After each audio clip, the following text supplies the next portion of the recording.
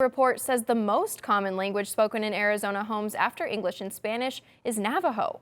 While tribal officials say that's a good sign, the language still needs to be protected and nourished. Cronkite News reporter Kara Harris has that story from our Washington bureau.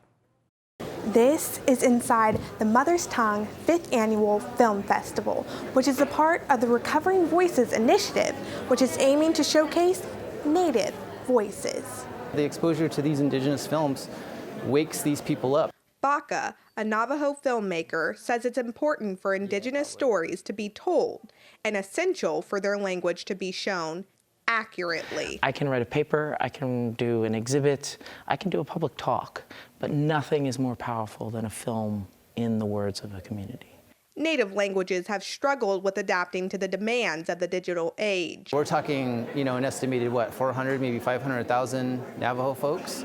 And so when you have that many numbers, practicing the language is a lot easier. A lot of other indigenous communities don't have that. To fight the decline of native languages, Navajo groups have started creating translated versions of popular songs and movies. And we had this young man who played Nemo who just speaks really good Navajo.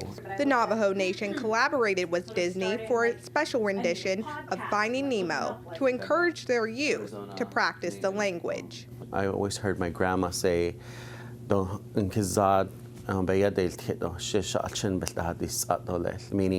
I'm always going to hear my grandkids, and I want my grandkids to understand me, and I want to understand them.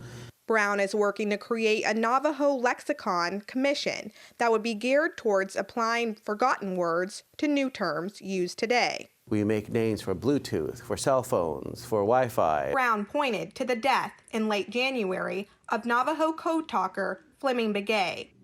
To Brown, his passing shows exactly why it's important to cherish time with Navajo elders. That I speak the Nebazat to them, and they teach me in Navajo, and I can't get that in English. I don't think I can. They don't touch my soul.